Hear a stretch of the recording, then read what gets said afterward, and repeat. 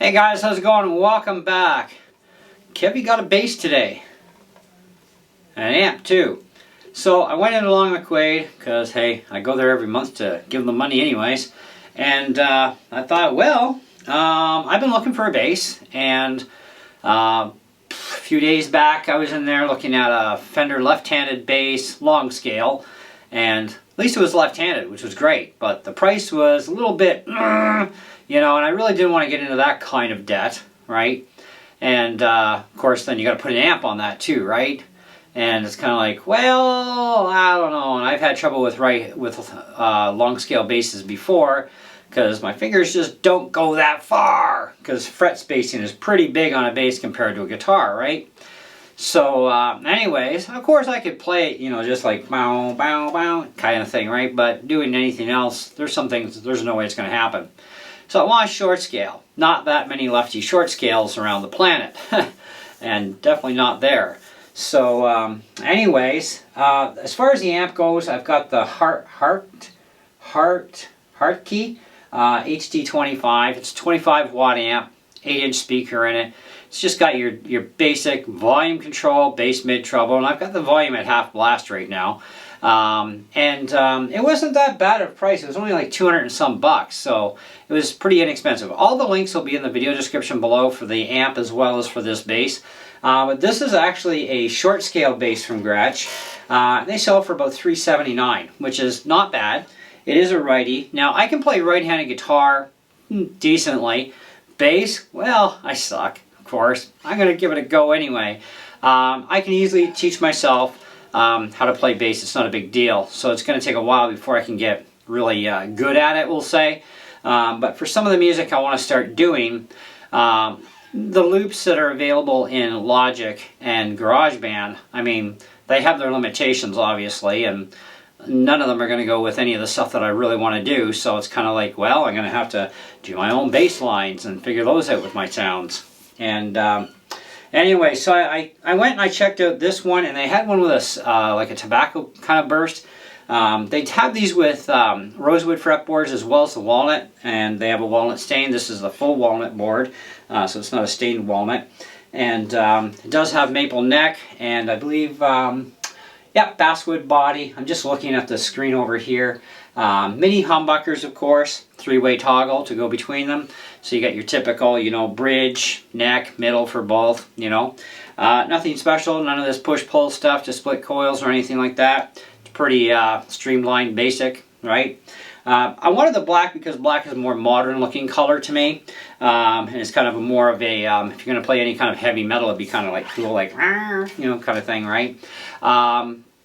I still want to find a left-handed bass, don't get me wrong, because I know that it's going to take a long time for me to learn righty. However, I got to thinking, there's an advantage to this.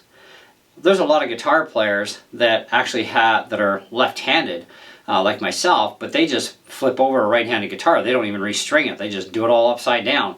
So why can't I do that on a bass, right? Because it's not like we're doing a pile of chords on a bass, right?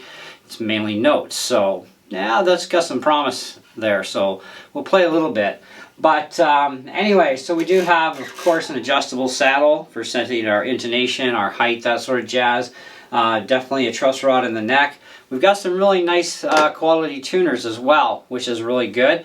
I'm really not a fan of those open tuners where it's got the screw in the middle, and you know, because you're always constantly retightening those. I found even my buddy has a couple of basses that are like that. It's like constantly retighten that screw. It's like, why, when you can go to a sealed system and not have to deal with that anymore. So my wife and I were talking because I named my guitars. My Gibson Les Paul, of course, is named Sarah. And you know, we have other guitars with other names. So she said, you know, because of the style of the tuners, it kind of looks like a bone. You should name this thing Bam Bam. And I thought, well, that might be a practical name. We'll see. You guys got any ideas on what to name this thing? Let me know in the comments below. Maybe we'll pick one of your ideas. However, I still got to peel all the stickers off, so we might as well get rid of at least the humbucker stickers. Get them out of the way. Nothing beats a brand spanking new guitar, you know. It's like, I love these things. Now, being short scale, of course, we do have to stick with short scale strings when we replace strings, and They didn't have any in stock right now. I just wanted a spare set. But I told the guy, I says, well, given how much I'm going to be playing bass, I think I should be able to get a year or two out of these, right? He says, oh, more than likely, yeah, for you. It shouldn't be a problem. I was like, good, because, yeah, you don't have any in stock, that's a problem. So I am going to keep an eye, though, every time I go in the store, because even though they carry short-scale basses, it's not too often, is there actually a sticker on that pickguard, that I've seen short-scale strings. So, but anyways, as far as everything else goes with this thing, I gave it a good play at the store, made sure that everything was cool on this thing, that there was absolutely no issues with it, and everything passed with a flying tooth comb. At least I didn't go giddy like a little kid at Christmas and miss anything. So I'm sure we've got it all figured out. We have nothing that's buzzing unless it's me, and boy, is that going to ever happen a lot, I'm sure. Anyway, so let's have a little bit of fun with this thing, and I'm not doing a review today. This is just like kind of like a first impression thing, so don't take this as a review, and please don't judge my playing, because I already know I suck at this, so yeah, enough said, right?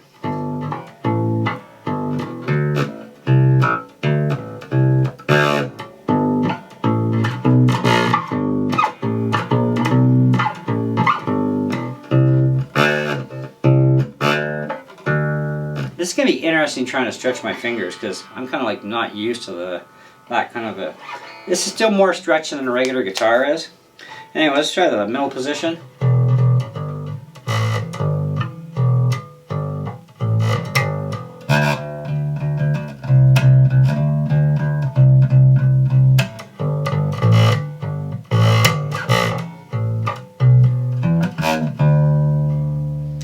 And neck. Oh, there's the volume. I had it down too low. Alright, let's start over.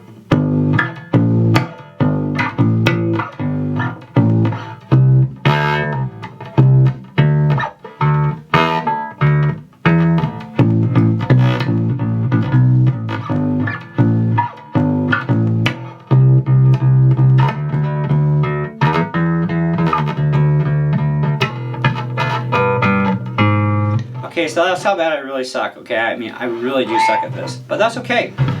Let's do this left-handed.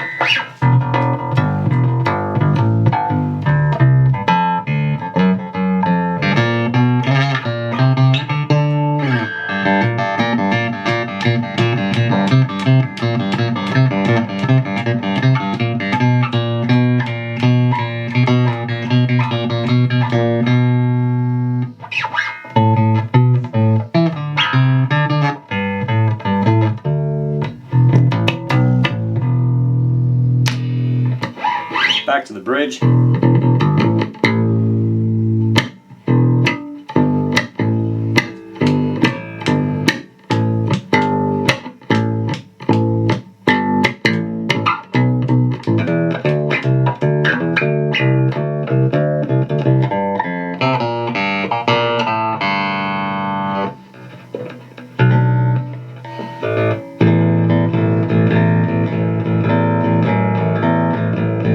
Playing the blues upside down, that's going to be a little hard.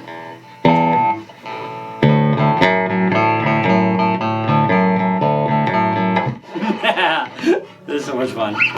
Alright, back to normal.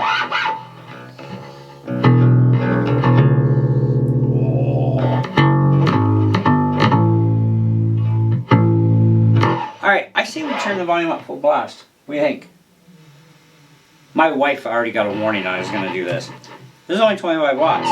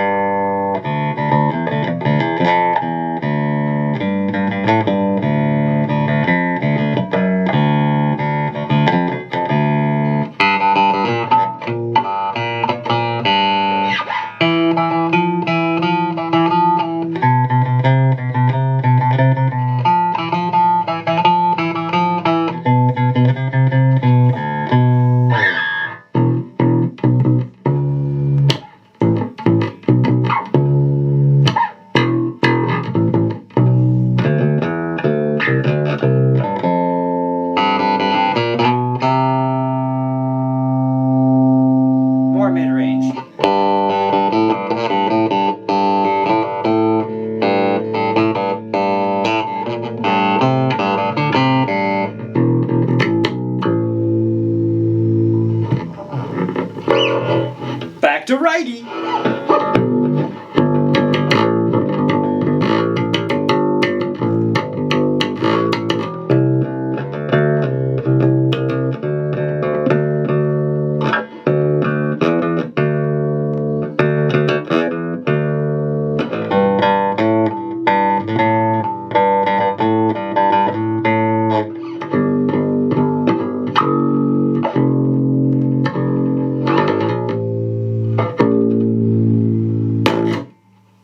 Kind of fun. Alright, I think we can turn that down a bit. We might be making somebody go deaf. Maybe not.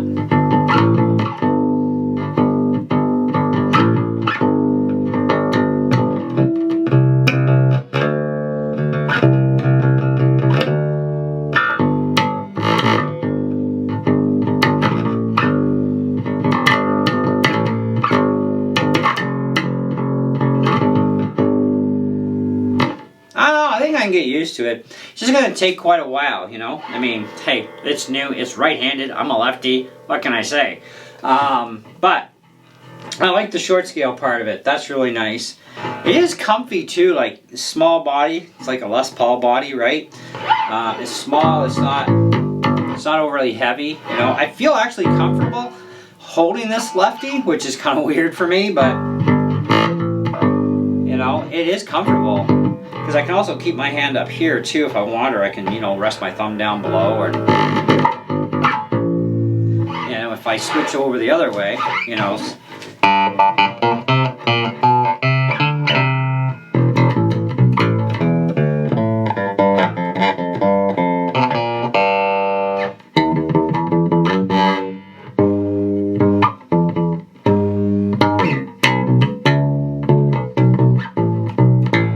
You do have to put a lot of pressure though on bass strings, but hey, I kind of knew that anyway. So, yeah, that kind of concludes this one. So, not a bad little investment for the money. So you're talking about what, $380, another $2 something for the amp. You know, I think it was like $225, $250, somewhere around there for the amp. Wasn't too expensive. It's actually a lot bigger than it looks in camera. Trust me on that. It is an 8-inch speaker. They have a 50-watt version of this as well as a 15. Now the 15 only has like a 6-inch driver in it. But let me just take a quick scoop here on the net, and I'm gonna look up that this amp here, HARTKE HD 25. So, oh wow, they even have a 100-watt 4x10 cab. Yeah, let's just blow the plaster off the studs there. 300 watt, 15, 1x4, 10. 10 inch. Yeah, the 50 watts got a 10 inch and it's only $369. That's not a bad deal. The 15 watt 6.5 inch speaker, $169. And this one here was $249. So $249, $379. That's a pretty good deal to get you into a bass guitar, you know. And I mean, it is Gretsch, so it's not like it's beginner grade stuff, you know. So if you're like an intermediate or even, you know, higher level player, you may appreciate this quite a bit. And it's a Les Paul body, which is kind of, you know, Les Paul style anyway. Type of body. It's not too thick, and the weight is nice. Like, I mean, it's still a bass. It's going to have some weight. But for a bass, I've had heavier basses than this, and they're like, ugh, you know. This is actually pretty good. I like the tuners on it. You know, I'm going to have to put a strap on this. I got to go through whatever's left in my collection and find a suitable strap that I like for it. If not, I'll just go buy one. I'm thinking something very dark and evil looking, you know. Hey. This goes along good with my black Flying V that's right-handed, so that'll be awesome. We have a pair. But yeah, Gretsch is good stuff. I've always liked, I had that Gretsch, can't remember the name of it offhand. It's on my channel. Look up Gretsch on my channel. You'll find the electric guitar I had. The only thing I really was never excited overly about that thing was the silver front. I'm kind of more into the darker colors, you know. But hey, it's what they had. It was left-handed. They don't exactly have a huge selection anyway. You know, but it wasn't a bad guitar. It was alright. But it had to go like many other things. And I've got to weed through my stuff to get just what I need, you know, for what I'm going to do. You know, which is kind of questioning why I have 3 Les Pauls now and I only need 2. But hey, I got a third and it's got phase reversal, so yeah, I guess I need 3. They're all different. But I do like this. I will have a review for you guys in a while, don't worry. Now this is crafted in China, in case you're wondering. No, it is not made in the USA. It is made in China. As far as the amps go, apparently this brand is a sub-company or sister company or something along the lines of there's some involvement with Samsung, not Samsung, Samsung, okay, S-A-M-S-O-N, which they make really great audio equipment, you know, and this is a pretty good amp. I mean, I've my last amp, I can't remember what it was for a bass amp, but it was not near as nice as what this is. So I will give this the kudos for being a lot nicer. Very clean, even at full blast. I mean, it's pretty clean. As far as the 25 watts where the juice goes, I mean, that's kind of debatable as far as, you know, is this truly 25 watts of horsepower? Well, it can get pretty loud and rumble in here. I do have my speaker or my microphone cut down a bit as far as the noise goes, but, you know.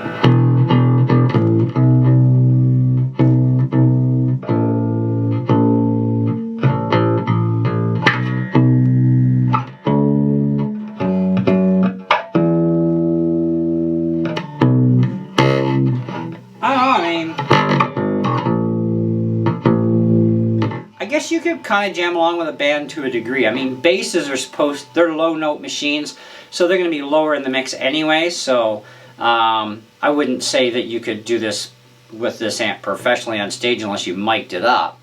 But for being unmic'd, that's going to be kind of a debatable how that's going to work for you. It does have some good, you know, oomph there, eh?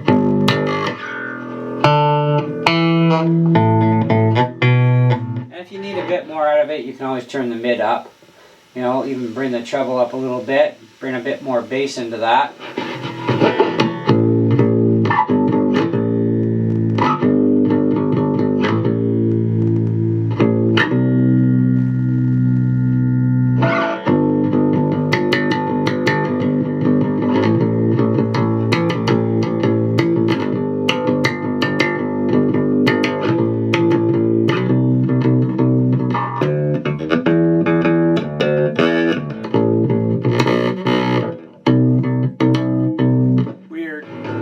Anyways, yeah, I would definitely recommend miking it up, even practicing with your band, because I'm not too sure how well that's going to go in a band situation. But it's a practice amp. I mean, it's 25 watts, it's practice, and if that's not loud enough for your bedroom, I don't know. Do you really need to blow the plaster off the studs?